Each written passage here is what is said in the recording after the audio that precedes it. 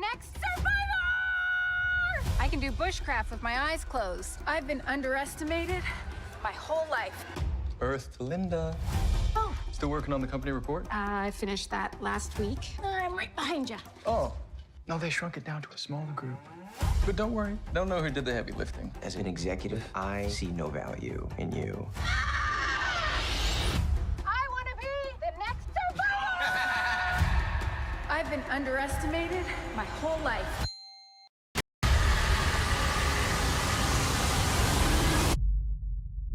We're not in the office anymore. You are stuck with an awful boss. Just like I was. Although I'm betting I am a much nicer boss than you ever would have been. Except for maybe this part. I don't think we should ever leave. Oh, yes! Hello and welcome to the Periodic Table of Awesome. That was a very, very short trailer, but that's okay. Wasn't it? Yes. Holy shit. I was completely caught off guard. Holy crappity. Hey. Hello, Jill. Hello, Quinny. Hello, chat. How are we all?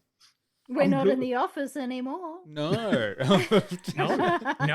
You're in my world now. And in that case, I'm going to be incredibly polite to you, Jill. How are you doing? You're looking fabulous. This is all very wonderful. Quinny, you're a complete shit. Please go away. No. Okay. Yeah. No. And Jill, I'm going to tell you to your face right now, you've got some stuff on the side of your mouth. No, you don't. It's an in-joke from the film. You won't catch me with tuna fish on my face. Yeah. No. It's gross. No. And terrible jokes. Yeah, Jesus. terrible jokes. And also, that was one of those moments where I could smell the screen. Well, yeah. Yeah. I mean, hey, look, tonight we're... An actionable offence to bring tuna fish to the office. Exactly. No one, and microwaving fish is the worst. Please don't do that. You shouldn't have to. There are rules. There are etiquette. Clean up after yourself. Don't fucking bring microwavable fish, or seafood. Anyway, enough of my pedanticness. What are we reviewing today? Help! I need somebody. Send help! Not just anybody.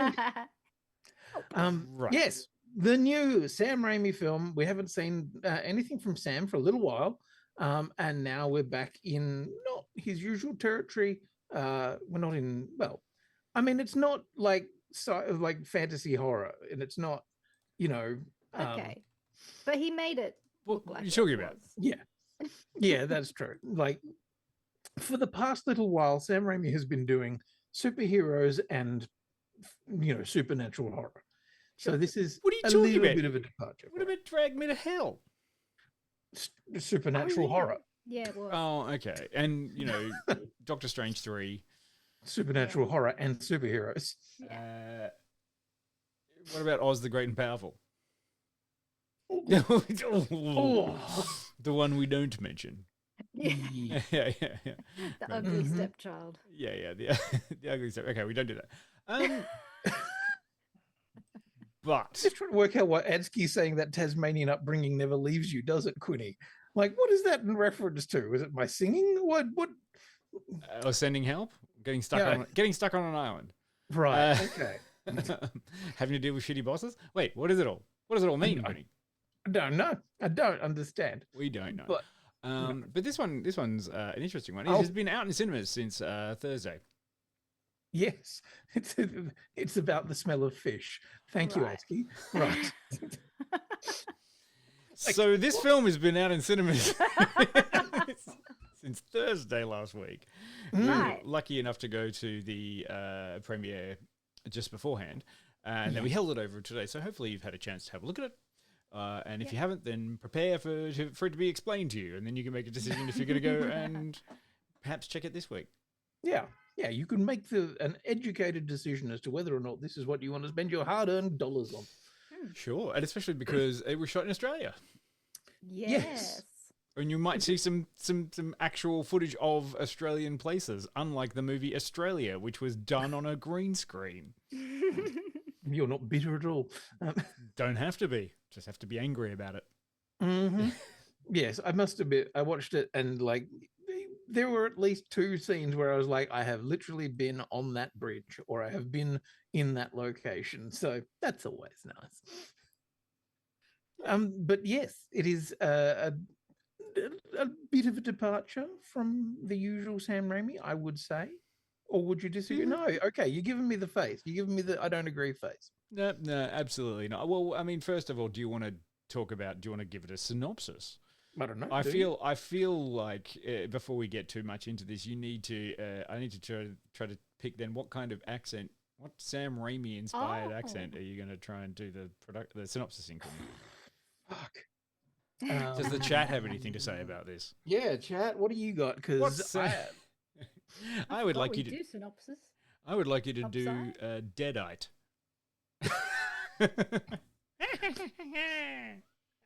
I'll swallow yourself. Little goody two shoes. Little goody two shoes.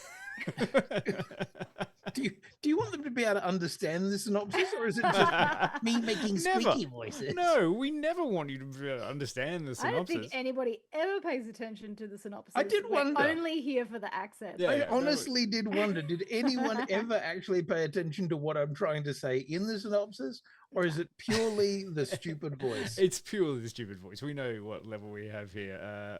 One suggestion in the chat there, emo Peter Parker. I mean, that's just more a lot of this stuff, and that's a visual gag, really. Yeah, exactly. That one's just for the visual people and not the podcast. I love that I love that people get excited for shit accent time. Oh yeah, you can love shit accent. Yeah, I don't know. So what was yours? It was Deadite. Deadite, or maybe a good Ash. It always comes back to Evil Dead. I was going to say, it all comes back to Evil Dead all the time. Okay, I'm going to have to go Deadite because I'm honestly can't think of anything else. There's no other particularly obvious accents in this.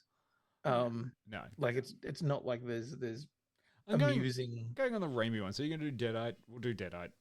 Okay, and of course this is going to be the music for you. I need somebody. Amazing. And I have to talk over the top of it because if we don't, the lawyers will be so far up our ass so quickly. It's DCMAing hard here tonight. We cannot afford the rights to the Beatles, right? No breaths, no pauses. Yeah. No, okay. I'll swallow your soul. A woman and her overbearing boss, Little Goody Two Shoes, becomes stranded on a deserted island after a plane crash. Bah. They must overcome past grievances and work together to survive. But ultimately, it is a battle of wills and wits to make it out alive. Dead by dawn. Dead by dawn. That was surprisingly good, I gotta say. Has to be the best voice I think I've ever heard you do. Oh, really? Oh, That was there you go. great. thank you. Perfect.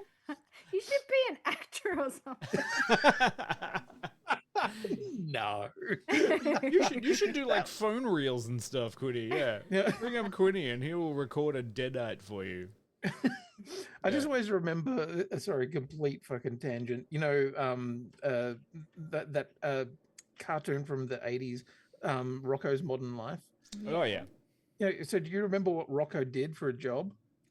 Wasn't he a He was in a bank. He worked. no, in a he bank. worked in like a porn fucking. He was a phone sex operator. phone sex operator. That's right. And there's one scene where you just see like a little list beside him on the phone, which just says, "Keep it sexy, keep it fast."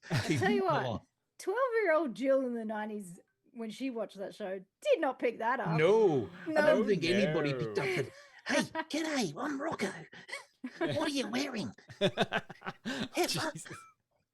You could do a whole bunch of that, couldn't you? Uh-huh. Yes, Goodness. Adsky says it's in the intro for a split second, but Yep. there you go. So I'm just wondering, can I do Deadite phone sex? I don't know. You could run a Cameo account and do voices, I reckon. Hey, I will. Here you go. Drop some money in the Kofi, and I will do voices for you. If that helps us pay the hosting bills, I'll No. slut this voice out for whoever wants. Yeah. No time limit as long as you want. He said it here first. Wow. Apparently, my voice sounds a lot like Dion's at that point.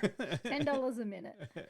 Yeah, damn Well, straight. If you're going to be the trick, I am going to be the pimp.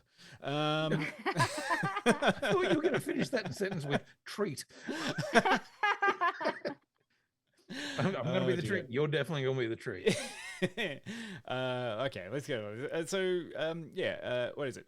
Yes, a woman and her overbearing boss become stranded on a desert island Yes. after a plane crash. They must overcome their past grievances and work together to survive, but ultimately it's a battle of wills and wits to make it out alive. Which I sound that sounds very unfair in the sense that they must overcome their past grievances. Like they both had grievances. Yeah. Yeah, right. This is sending it the other way. I'm sorry, the boss is a complete dick. And she's the put 100%. down upon person. And that never really changes throughout the whole film. So I can't agree with that synopsis. Yeah. It's kind of like absolutely capable woman is crushed by a system built to do that, built by the male-dominated woman-crushing system. And then roles get reversed and it's fun. Yes. Yeah, Things exactly. go poorly for the dude. Yes. Look. And you know, it's done by Raimi, so it's a whole bunch of fun. It's just he's just ticking off all the boxes, all the Raimi bits, you know. Yeah. Yep. All his filmmaking greatest hits, because he knows what he's got here. He's just got a little bit of fun. It's kind of a bottle movie in the sense that it's just two characters. So you've got Rachel McAdam, and then you've got, is it Dylan O'Brien? No. Yeah. Yes. Yeah. Is it? Yes. It is, yes. Great. Okay. I got it right. I thought I'd forgotten it there for a second. Big Teen Wolf fan, aren't you? Teen Wolf? You mean the Michael J. Fox one? I'm sorry, no, because Teen Wolf and Teen Wolf 2 are the only movies that I know of when you say those things. Yeah. And my understanding of Teen Wolf stops at Tyler Hoechlin. Okay. Yeah. And That's I the don't even- only person and I- I've ever known who is in Teen Wolf. I'm sorry. And I don't even know who that is. Superman. The guy that. I never know. mind. Anyway, Sorry, Dylan O'Brien. was sorry in it. Jill. That's why you're here. Help us out. Yeah. Yes. Yeah. I mean, Rachel McAdams, we all know from The Notebook. Yes. And then... Yes. Amongst other things. Come on, though. Every time you look at her, you just go, that's the woman from The Notebook. It's so funny. Guys always pick The Notebook, but I think girls always pick. Oh my god! Mean Girls? Yes, thank you. Wedding Crashes? Why did I just have a mind blank on fucking Mean Girls? Well, it's Tuesday. We're wearing pink. So It's Wednesday. I'm wearing purple. God damn it. Come on, Jill. Stop trying to make purple happen. The only reason the men... He doesn't even know what day of the week. The it only, is. the No, only and I'm reason quoting from the wrong film. that men remember The Notebook is because there's a scene where Ryan Gosling is just going, "What do you want? What do you want? What The do you eternal want?" question asked by men. Yeah. Help me! I don't understand. She should have just gone like, I don't know, but I'm hungry. Like that. She always wants girl dinner. Yeah. Yes. I'm just playing into stereotypes. I'm sorry. Yes, Rachel McAdam, great actress. Zzz. McAdamses. Plurals. Yes. Yep.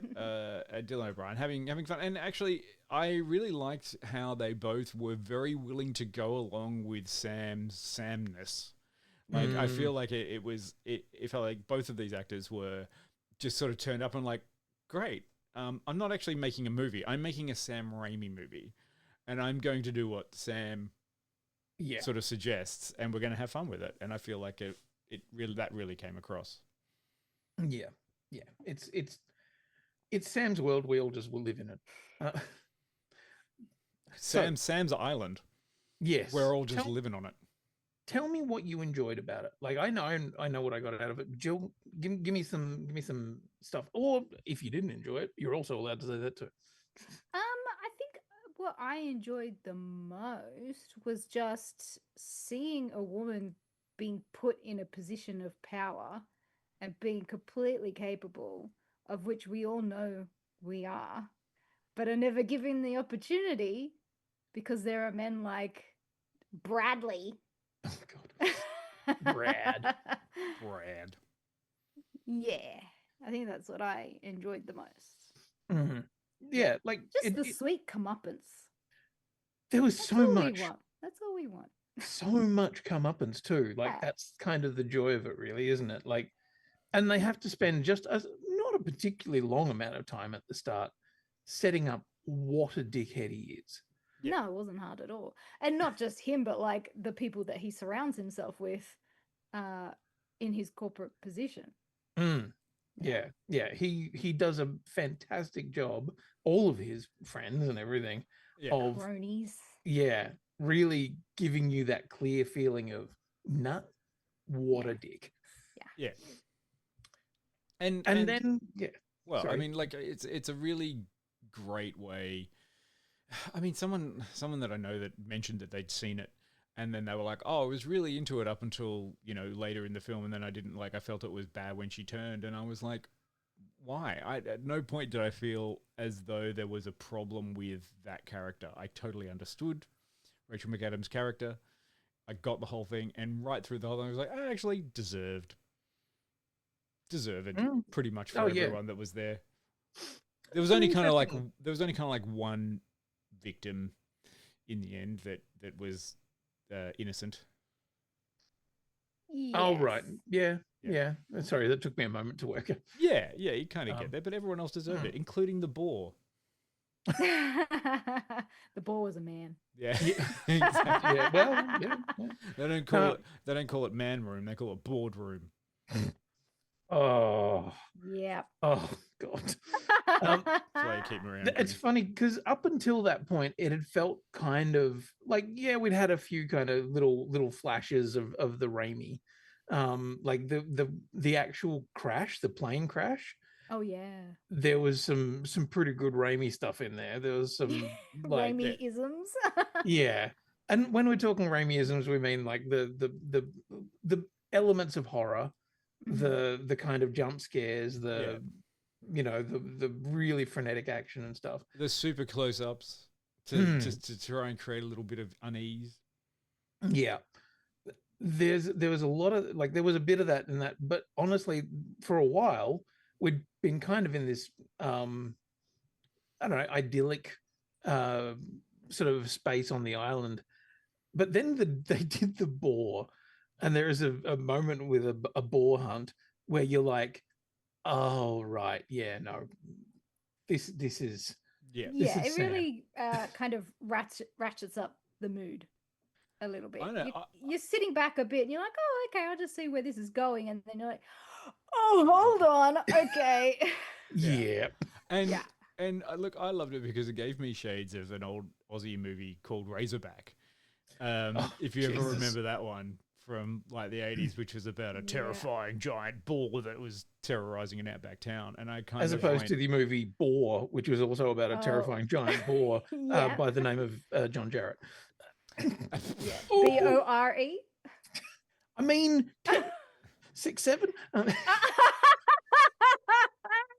I don't know what that means, Quinny. No, me either, but I'm just throwing it in there. You're just trying to attack the youth vibe. I like it. I mean, that's the only kind of attribution I can put to that meme. Like, that really kind of fit. I thought that it worked. I could be wrong. I'm old. Yeah, like, I mean, because you've got like, only two main characters that you're following, you have to put them in situations that are going to make them uncomfortable. And because, the situation kind of flips after a plane crash, it's like they're in the corporate sense, and the woman is very uncomfortable and the men are very comfortable around by being the dicks. It flips it around and then goes, okay, so she's quite capable and comfortable, and he is just useless and mean-spirited and evil, and realizing that he's going to die without the benefit of the grace that this other person has. And then it goes, but there's still the underlying tension of it is a survivalist movie. They're on an island. They're alone. She's providing for everything. She knows how to do stuff. He doesn't. He has to become weak and meek. And also, I like it's a gender flip survival story, whereas sometimes women have to adopt a low, like the lower personality because in case they get killed or they don't know how to do something for some reason. This is the flip around one, and it's quite satisfying to watch because I was just kind of like, yeah, but also he deserves it because he's a fucking asshole. And I mean, I would argue that all women by nature are survivalists because we all manage to adapt to a situation where we are uncomfortable. It's put upon us to, adapt to our surroundings and not make things uncomfortable for other people. So I think this kind of situation where she gets to play that openly and not masked is really kind of like the story that we're telling here. Yeah, it is. And I think there's an interesting thing there about, like, obviously power dynamics, but there's a point where you realize that, like, he's making choices that are based entirely on trying to return him to a power dynamic where he feels comfortable. Yeah. Like everything he's so after the plane crash and everything, he has been injured. So he is in an entirely subservient, well, not subservient, vulnerable position. And every decision he makes is trying to find a way back to have the upper hand, basically. Yeah. And in really fucking shitty ways. Yeah. Like it'd be really easy to kind of go, okay, well, this is a story about the darkness within people and stuff. But I think there's a different version of this film where, if he wasn't a complete cock, things probably might have been okay. Yeah, he could have easily become, like, it could have changed that, and he could have been like, actually, this is really true, and it could have been a nice little love story. And I love that it wasn't, because it's a Sam Raimi film, so he's going to add, like, he's just going to kind of keep twisting the little horror dial a little bit further and further, see how much he can get away with it without presenting this as a pure horror film. Because I don't think it's a horror film. I think it's a comedy film with horror elements thrown into it to keep everyone there. And occasionally when he does do it, he's got the dial and he kind of just flicks it for everyone in the audience. And that's why everyone goes, oh, Jesus, that was a lot that you've got for that. And then it moves on to something else. All the while maintaining a bit of tongue-in-cheek about the whole thing. And no, there's no portal to hell. And no Deadites and no boomsticks and all of that sort of stuff. There is a zombie, though. Yeah, zombie-ish. But, that was a trope. Yes. And we do love the little trope. And he was, I think, like, it's obvious. Like, there's nothing in here that you're going to go, oh, I didn't see that coming. Like, it's, and that sounds like an insult. But it's not. I know. I think it does a really, really good job of setting up things that are fairly obvious. They are a bit tropey. They're kind of what you expect, and then subverting them or doing something interesting with them, so that by the end you're actually like, oh, okay, well, that's kind of what I thought, but not at all. Yeah, and I apologize for laughing there, Quinny. I wasn't laughing at you. I was laughing at the situation we found ourselves in, because during the screening, we happened to be sitting near someone who has never seen a movie before in their lives. And, and it was like an insufferable little like caricature of a scene where everyone understood what was going on because they've seen movies and they understand setups and stuff. And this person just seemed to verbalize a lot of things like, oh, no. Oh, Jesus. Like, oh, no, it was that. It's like, everyone was like, is this a bit? Are you doing a bit?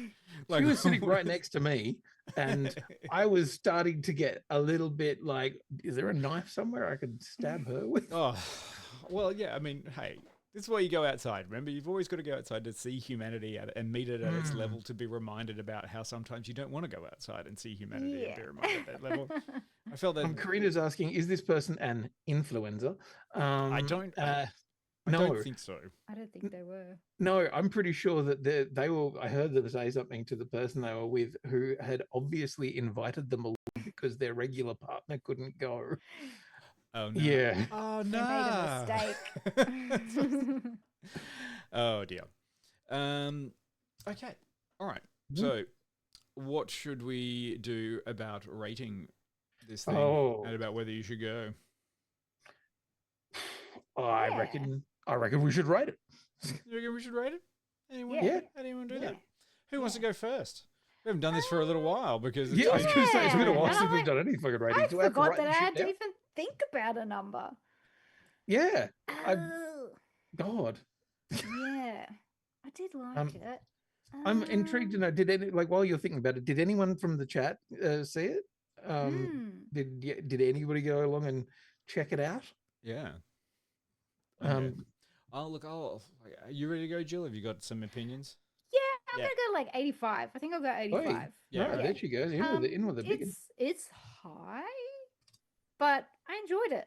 Yeah. I mean, I saw the trailers for it. I thought, yeah, I want to see that movie, and so I'm glad that I did get to see it. And yeah, I think I can say that I was pleased with how it panned out for me. I enjoyed it.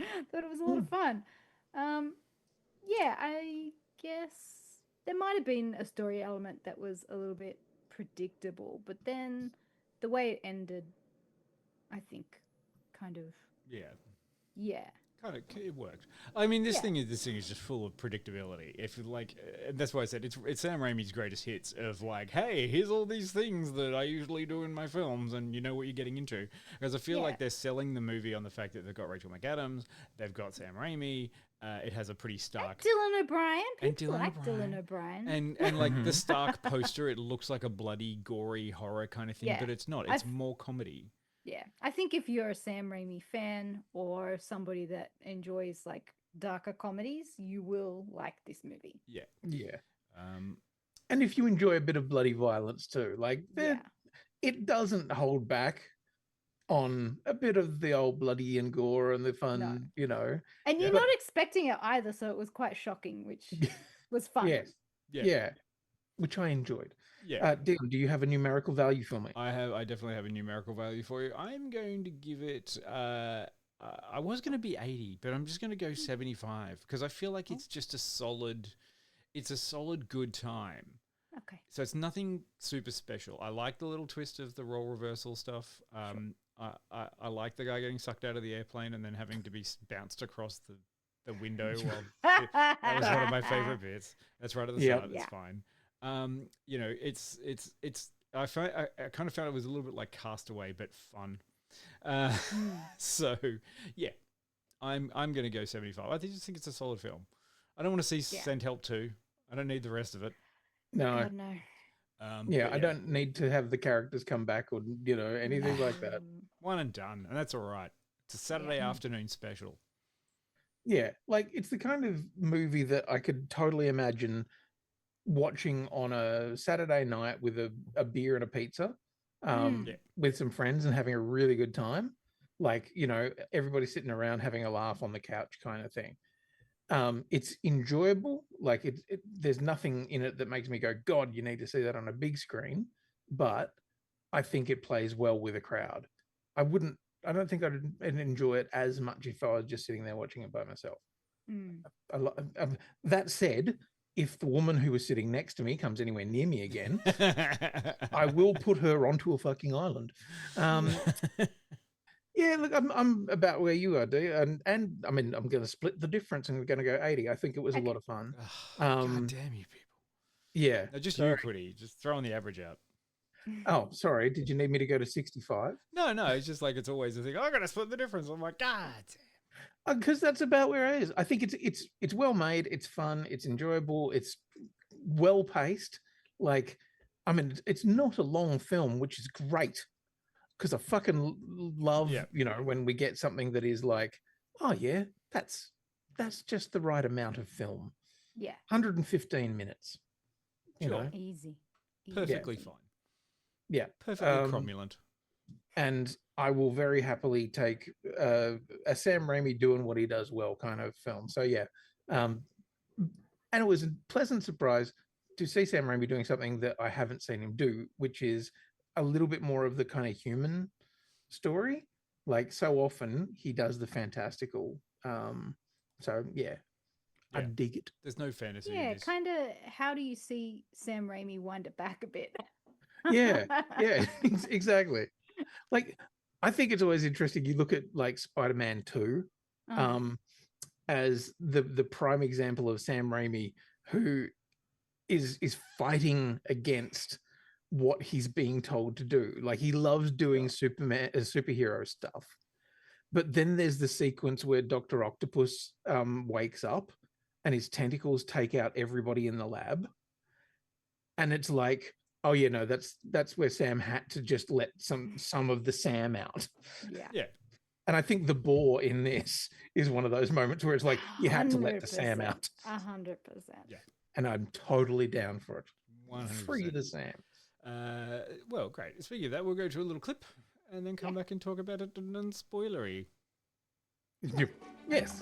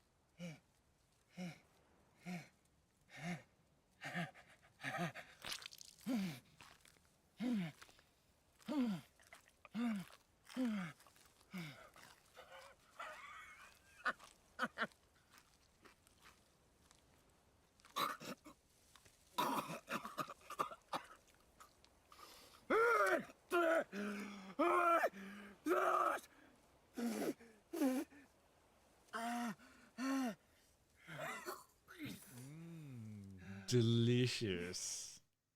Love that one. Don't eat random bugs on an island. Who knows? Who knows what's going to happen? No. Yeah. I mean, I think you can pretty safe to say just don't eat random bugs. It doesn't matter whether you're on an island or not. Oh, hey. Come on. Some of those tasty sink lobsters, though. Cockroaches are sink lobsters. That is the single most disgusting thing I've ever heard. Ah, well. Obviously, you haven't been in a survival situation like me, Jill. I did see a meme the other day where, like, the sea bugs that we do eat are, like, the same species distinction as, like, cockroaches and other things on land. So there's, like, the land bugs that we don't eat, but we eat the sea bugs. Basically, it's bottom feeders. It's like they're filters. They're just eating all the shit and filtering it through, and it just gets done. But why are the ones in the ocean delicious and the ones on the land are just goo? Well, the ones on the ocean are eating nice, clean food. The ones on the land are just eating our shit. But also maybe why are you being like that? Like you're being so divisive that maybe the ones on the land taste delicious to the ones in the ocean, and they're like, oh man, I get those land ones. No, They're so the land ones are filled with goo. There's no meat. It's just goo. Sometimes people love goo. If we get them big enough where you could actually crack open the limbs and then suck them out and everything, I don't want to go near the cockroach that big. That's what's called a rad roach, and that's what we see all the way through Fallout. Delicious. Yeah, I like that one that Elskador crickets are lawn prawns.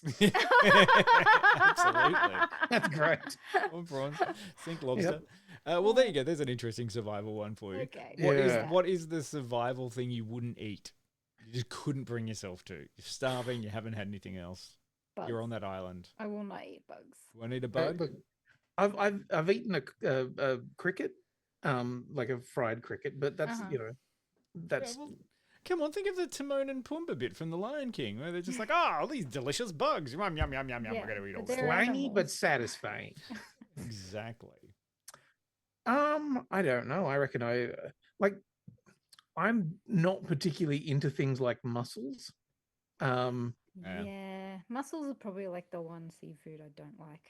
Yeah. Like I know people love oysters, and I used to eat them when I was a kid. Can't do an oyster. Yeah, like but I realized after a long time that I was like, I like oysters, Kilpatrick. And then I realized that I didn't actually like the oyster at all. I just like the bacon and the other sort. It's a master flavor. And yeah, the oysters were just like, that's a thing that I have to go through. I might be able to get around a Mornay. If you just drown it in cheese, I'll probably eat anything. Oh, geez, sorry. I just realized the idea of drowned in cheese oysters. So you've got like slimy things in the middle of like a thick cheese sauce. I'm like, yeah, no. But don't chew it. Just swallow. That's all right, could you just top it with a bit of creamed corn? It'll taste delicious. Why do you hate me? I'm suddenly so now sensitive. I'm with Karina. I'm just like, you know what? I'm just going to walk into the sea. Nah. I can't really think of anything I wouldn't eat. Just wouldn't eat a lot of it. That's all I got to say. It's like, I don't know if I could eat a lot of it, but I'd definitely eat it if I was hungry. Would you eat the pig after the terrifying boar attack? Only if it was cooked thoroughly, because the pigs on those islands are full of worms. And I don't want to get additional worm stuff. So you just have to cook it thoroughly and not eat it at all. Like just overcook it till it's kind of too cooked. Okay. You know, and that's my only kind of background on that. And also, yeah, look, if it's actually, you know, the one thing I probably wouldn't eat on a desert island. Yep. The other person that landed on the island. You wouldn't go cannibal? Never say never, Quinny. Look, long pig. I mean, I've been in a film where I did eat someone. What? Yes. Was the craft services that bad? I would maybe go cannibal before I ate a bug. Oh, Jill. Oh. I love that. Yeah. Sleep with one eye open in a survival situation with Jill. It's like, oh, we're down to the bugs. And then like, uh-oh. Tari's just like, can we change the subject, please? Sorry, Tari. Yeah. There is a film that exists in the world where I play a character that ends up eating another person. And it's a very funny film because over the course of the story, we're meant to be starving escapees who are running around the bush in Tasmania. We also had some of the best craft services I've ever had in my life. So as the shoot went on, we all got fatter. We're starving. You look suspiciously fucking well fed for starving. We look haggard and tired and not hungry at all. Couldn't eat another bite. Oh, it's like that guy on Lost that was there for years and never lost weight. Yeah, Hurley or whatever. No. Yeah. Hurley. Yeah, that sounds right. Yeah. Yes. As Casper says, I do have a fairly decent amount of marbling. So I imagine that I'd be very good. I make a good Wagyu. Let's get off this topic. Okay, so what are your favorite parts about it? So if you haven't seen it, that's okay. We're going to talk about some of the... We're doing spoilery stuff. More interesting stuff. out there, but I don't think it really ruins the movie because it's all about how it's done. Yeah, done in an entertaining way. There was some stuff that like they set up quite early on that, you know, as I said, there were some obvious kind of things. Like at one point she's like, don't go over there, there's lots of you know, nettles and stinging things. And I was like, yeah, all the poisonous stuff is like where that big X rock is, like don't go over there. And I'm like, oh, the good shit's over there. The obvious matte painting rock that looks like a giant X that she specifically told him not to go near. You mean that wasn't on the Sydney beach where they shot? No. I think they actually did shoot it in Thailand. And then they shot stuff in Sydney, and then they also shot stuff in LA. Okay. Yeah. Did they shoot in LA? Because most of the interiors of the buildings looked like they were shot in Sydney. Pickups, Quinny, pickups. Oh, okay, right. Yeah. I think the boar fight was in LA. Oh, okay. So there would have been a fair amount of on studio stuff. Yeah, There's a definite thing, shit. but a majority of it was shot like on the set of the beach, and they have some beautiful, you know, kind of flowing. Like I feel like it is kind of that thing. There's a bit of an idea in the film that like maybe they're not so lost in the actual end of it. And I do feel like on the other side of the island where they were shooting is just a 5-star resort. So when they were selling this to the cast, they were like, so you're going to stay in a 5-star resort and then just go to the other side of the island to do a few shoots. And then we'll go back and we'll have wine and cheese. You know? Yeah. That's the feeling it got. Because the person that had to play the most distressed out of the whole situation is Dylan O'Brien. He had to be make it convincing that he was completely uncomfortable being on the island because, you know, you've got, what was the character's name? Bradley? No. Linda Little. Oh, Linda Little, right now. Rachel McAdams' character, Linda Little, has just adopted to the island and started becoming amazingly happy with it, and just gets better and better. And I really like that about her. Like, for a moment, I thought, because like her whole thing is she loves the show Survivor, and she's a bit of a nutcase and has read a lot of survivalist books.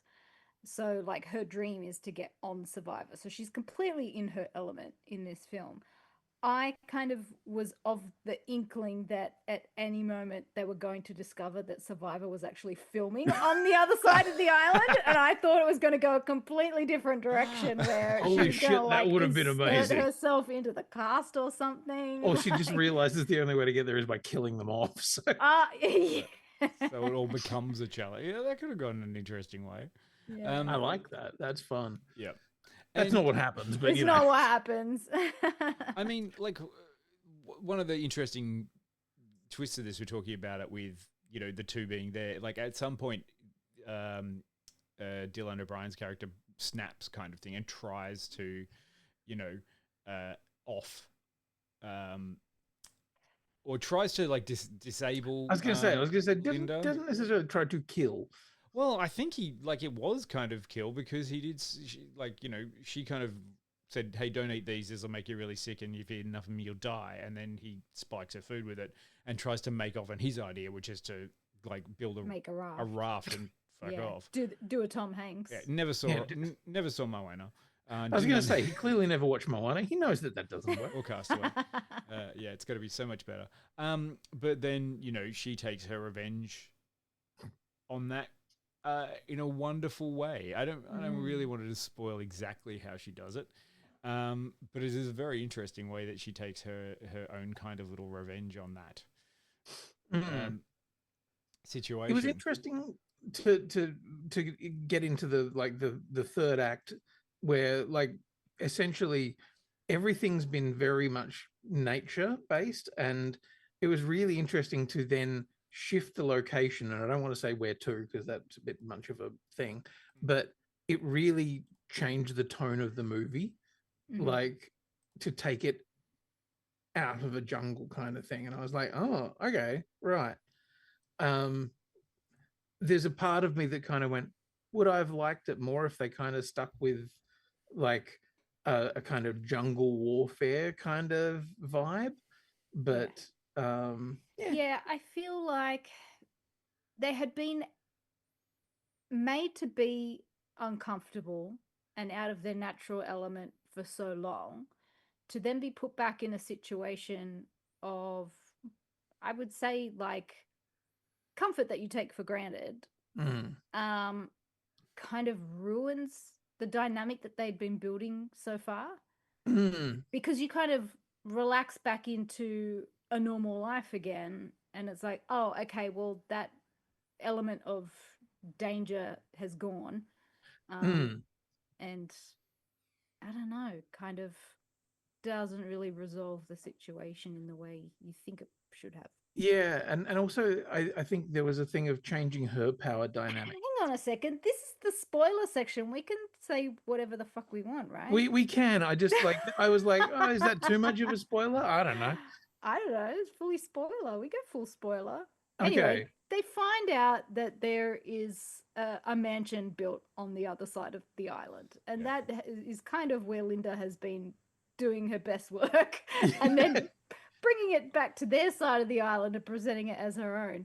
So... I do love that she's bringing back beautiful sushi and all this stuff. Yeah, and you're like, oh, she's been preparing all of this stuff just using sticks and berries and stuff. Yeah. And it's like, no. Yeah, but they kind of have a face-off in this mansion, in this villa, and it's like, okay, well, why did we change the location? Because now we're both back in a civilized environment, back in our comfort zones, and so that element of being in the elements is gone, and that level of danger is gone, and we're back to... I like that they established beforehand that because that was after the fight that they had the knockdown drag out fight where he's trying to kill, he just decided like he's gonna and he kind of successfully overpowers it because he's healthier now.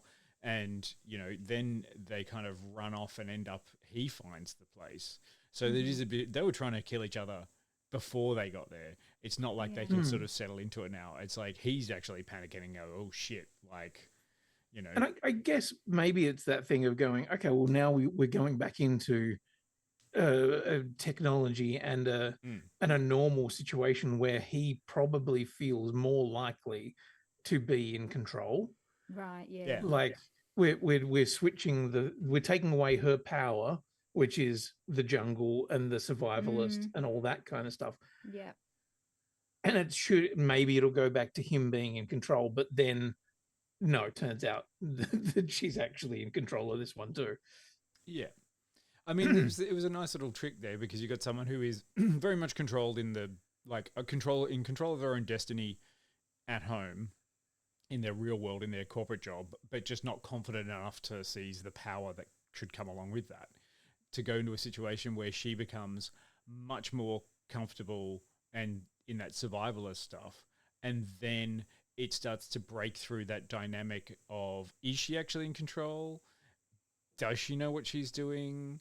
Flips it around a little bit. I mean, you know, I actually still feel sympathy for Linda across the whole thing, and I'm kind of like, yeah, get it, girl, by the end of it, even though she does some horrible fucking stuff, you know, and murder and, you know, and threatening stuff, she is kind of just as bad, you know, as he is, but he's such a dick about everything that it's kind of like, you don't deserve any of that. You have no redemptive qualities. Yeah, and I guess that is the point. Like you do get to the point where there is nothing redeeming about him. He has learnt nothing. He's just a piece of shit. Yeah, and the only person I found like totally innocent and about that was the boat driver. Yeah, that was it. But he was just at the wrong place, wrong time. And technically, Bradley's fiance, like technically, I don't think she's done anything wrong other than want to get married to a cockhead. Yeah, I'm sorry. Like no one who wants to marry that guy is a good person. I mean, and she did have a gigantic fucking ring. Yeah. So wealth isn't inherently bad, as I have said, but like no one who's going to marry a bad person is a good person. I struggle still to find Dylan O'Brien to pass as irredeemable because I just find him too likable and charismatic. So like even his character, I'm like, he's not all bad. I mean, he's just a product of his upbringing. Like I think we can forgive him his sins. Like I'm sure like people in his circle, in his echelon, find him quite pleasant. And there is a point where he does a bit of an asshole to a particular person and they don't like it. Yeah, and there is a point where he's talking about his upbringing and like yes, the they history talk of, about nurture versus nature and that kind of stuff. all that kind of stuff. Yeah, I think But it still feels Linda so smarmy. gives into her nature and takes things a bit too far. But I mean, she already had that because, as you said, she's a planner, she's an analyzer, she's going to figure out what's going on, and there is that bit. It's like, oh, it's not me. We can get through this together. I love you. Oh, all this kind of stuff. It's like, nah, she knows the game. Yeah, she knows exactly what's going on, and it's a good opportunity for her. Look, if you're still here, you're in the spoiler section. So when you go see it, if you go see it, there's going to be slightly less surprises. But at the same time, I do say if you can go and watch it, like it's a lot of fun. Yeah. It felt like a really enjoyable, rollicking 100 and whatever minutes of fun. Yeah, it's a good Saturday matinee thing. You know, you need to escape into the cinema for a while. Go see Send Help. It's fun. Yeah, absolutely. Dinner and a movie. Why not? A movie. Yep. Damn straight. There was a moment there that I didn't know if it was going to go full Evil Dead, as they may have woken up the Deadites. They could have. Like, that's one of the great things. I think about almost every Sam Raimi movie, I could always pick a point where it could easily turn into another Evil Dead film. And that's kind of the thing you're going for when you watch a Sam Raimi film. Is like, is this going to turn into Evil Dead? Because I'm okay with that. Yeah. I would be okay with that. Yeah. Right, well, go and see it. Speaking of that, then what are we going to do next week? I wonder. Man.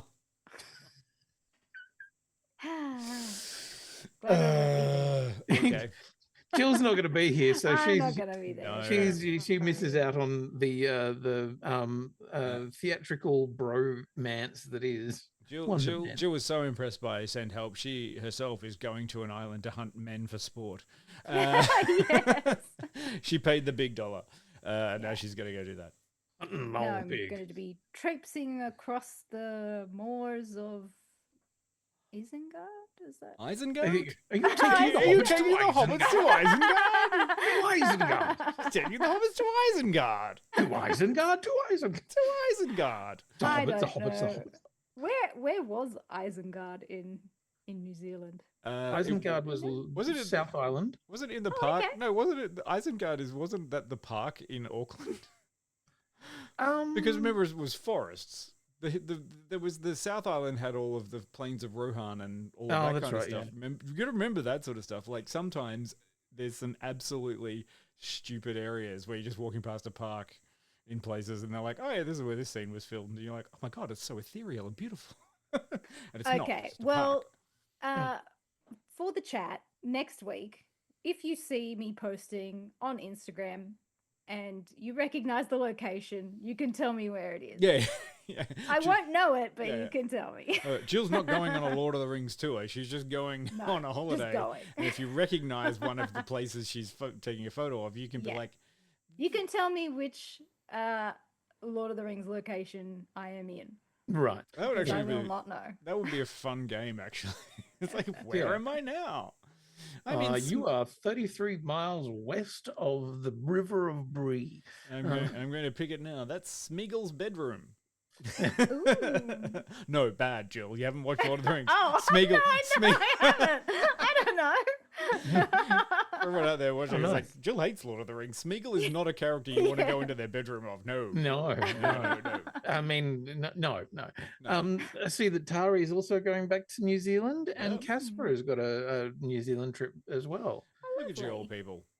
I don't know what the halfling it's a shame we haven't is. lined them all up. That's it's a halfling marathon when you got to run on your knees. Yeah. Jesus, that it is. Yeah, they're a bit strange in New Zealand. They're just doing all that stuff. Or is it just where you go from pub to pub to pub to pub? You're only allowed half. You a have pint, breakfast, second breakfast, Yeah. lunch, afternoon, 11sies. Yeah. Yeah, so that's going to be lovely. Yeah, and next week we are looking at the surprise success of Wonder Man, which has been almost entirely fucking marketed. Like, I've been seeing ads on social media.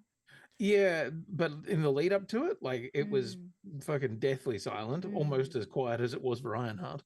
Hey, yeah, look, it's available now. You can watch the whole season on Disney Plus.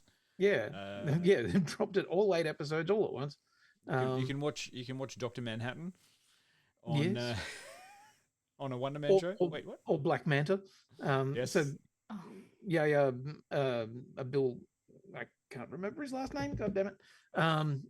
Yeah, who has done a bunch of really interesting roles over the years, and the joy that is Ben fucking Kingsley. So we will be talking about that. In the chat, Adsky asked, has anyone seen Iron Lung? Did either of you go to the movies this weekend? What's that? This is a really interesting one. I haven't watched the film, but I've been keeping an eye on the production and everything because it's fascinating. So there's a YouTuber called Markiplier. Oh, yeah. Okay. So he has made his own feature film and decided he was going to distribute it completely independently of all cinema like marketing chains, and has fucking made pretty serious bank based entirely off marketing directly to his audience. On its opening weekend, it was the second highest box office in America for that weekend. I think Send Help just beat it. But shat all over Melania and stuff like that, which is what we all well, I mean, like that was a high bar to jump. Like it made $23 million on a $3 million budget. Nice. Which is pretty good. Like I haven't seen many reviews of it yet, but it's looked like it's a very bottle kind of movie. It's all set in like a tiny submarine where there's horrible monsters and stuff like that. Cool. But okay, and based on a video game of the same name, which I have it's a 50-50 current review stuff on it, but like, hey, for $3 million, what are you looking for here? If you've spent $3 million on it and you've made $21 million, that's pretty fucking good return. And if you're a YouTuber who, I mean, to be honest, they're for the really big YouTubers, that money's probably fucking nothing. But just interesting that he's made the decision, I'm going to market this myself. I'm not going to go through the usual chains. And there have been moments, I saw a thing recently where he was trying to show where it is on the charts. And on the Friday, they show it as number 2. Then over the Saturday and Sunday, they just removed it from the chart. Wow. And it's like, okay. He's got the numbers. He knows, what it was making. They just took it off the charts. So maybe a little bit of can't go outside the system, Quinny. Exactly. Don't go outside the system. All right. Yeah. So interesting stuff. What else is on at the moment? We've got Night of Seven Kingdoms coming. First half of Bridgerton yesterday. Ah, very nice. So we enjoy. Forward to the second half. I sent you an interesting little thing about Bridgerton, didn't I? You did, yeah. Rather than calling it like a fantasy series, if you look at it through the lens of speculative fiction, it actually makes a lot of sense. Yeah, like they're almost calling it science fiction, but without the science. But it's like it's not historical. It's a what if. Yeah. But yeah, like because it's a different version of it Regency? Is that the time period? The Regency era. Yeah, I quite like putting it through the lens of speculative fiction because they said all kinds of speculative, like you have your baseline. So their baseline is the Regency era. And it's like, okay, what kind of anachronisms can we put into that to like make it different to what that era actually was? So of course, like race being the obvious one. They keep the class system and all of that kind of stuff, but also the costuming. Like, while it does have period elements, a lot of it is fantastical.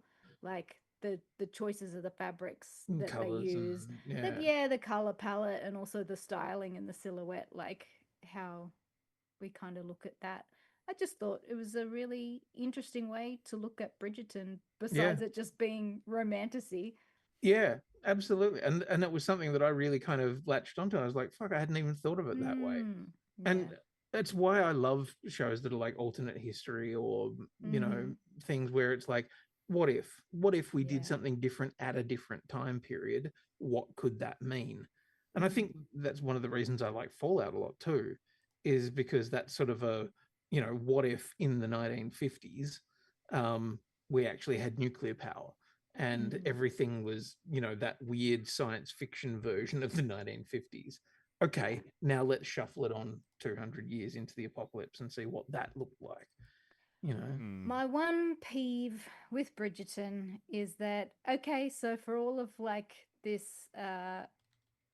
turning on its head in terms of race relations, it's like, when are we going to explore sexual identity? Because we just keep getting put into these heteronormative relationship boxes, and I'm so bored.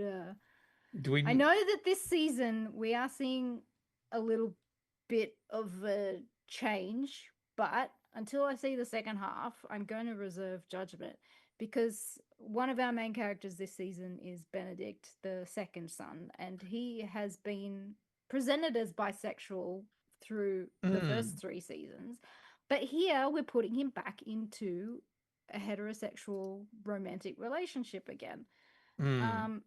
And we are possibly going to be exploring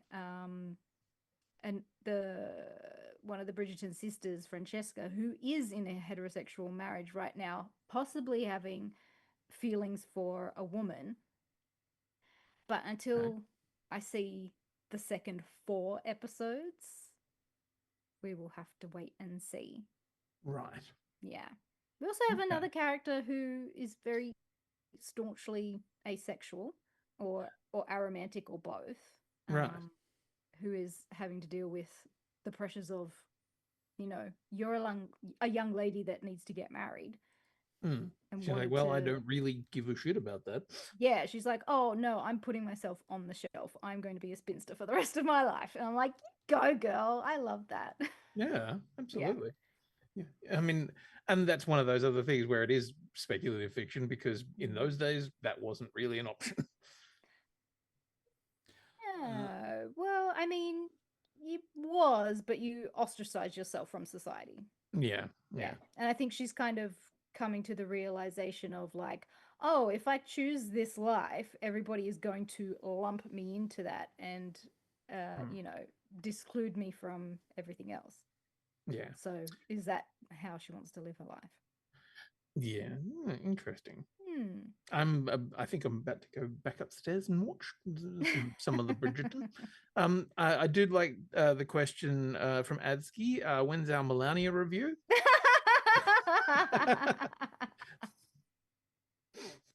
Until the 12th of never, and that's a long, long time.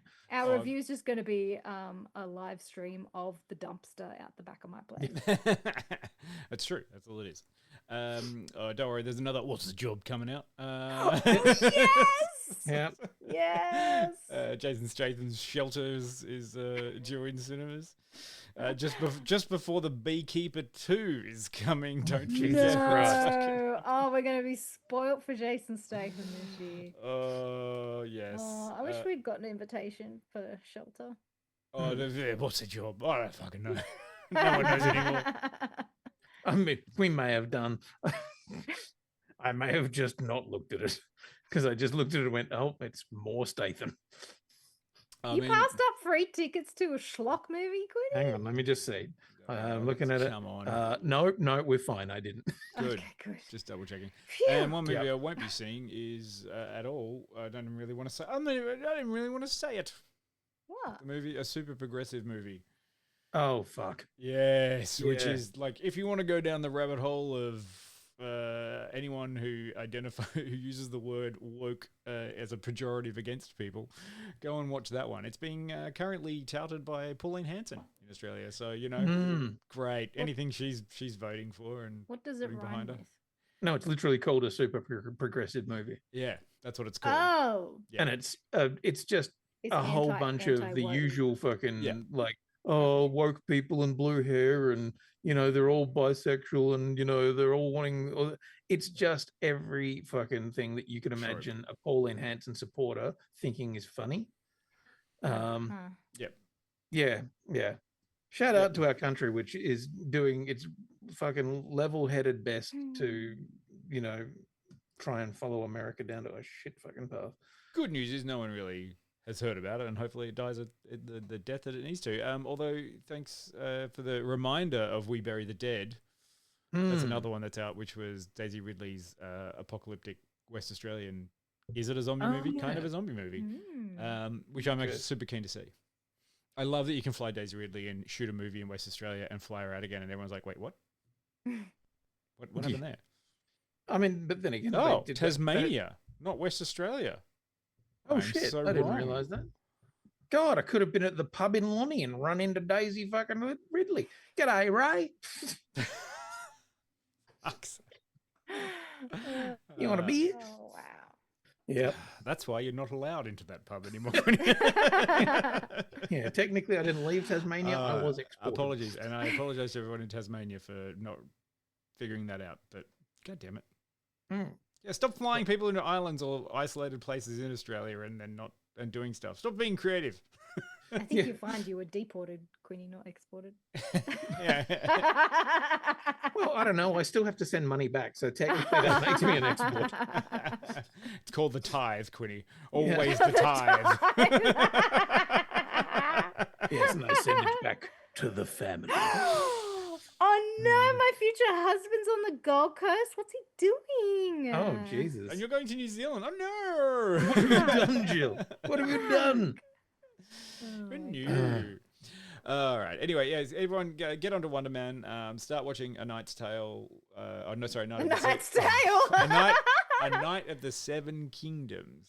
Yeah. Yes. Which is, and I really do say, dude, check out Wonder Man. Like it's the kind of thing that you like, oh, I'm not sure that I'm going to get that. As an actor or anyone who's been around the film industry, fucking check it out. It's a little bit of a meta narrative, and it's quite fun so far. I haven't finished it yet, so we'll get into that. Yes. Yep. All right. Right. Well, we will see you next week. Reforming. What year is it? What's that? Baldoa reforming. Oh my God. Dot. So, what is the year? Well, Sophie Monk needs something to do. Does she? I thought she was making pretty good money on that Uber Eats ad. Or that other movie that she's in that was like, oh, I don't know, there was something going on. Anyway, we're gonna go. We'll catch you all next week. Back to Tuesday. Yeah. Back to Tuesday. Yeah. No more Wednesday. See you all next Tuesday. I'll see you in a fortnight. Yeah. Right. Have fun. In have fun. Enjoy your New Zealand. New Zealand. Indeed. All right. See you all. Bye. Bye.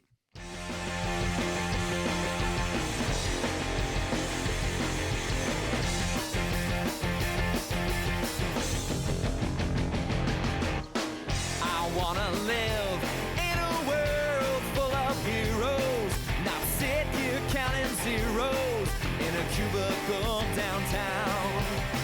I wanna look out my window, see 'em flying, and swing across the horizon as I cheer 'em on so proud. Deep-powered girl keep staring at her face, and call Colossus and have 'em teach me ways, and then we'd exercise. I'd be one of the guys. Martial arts from Iron Fist and Wall. I'll dap her up and teach her all my songs. Oh,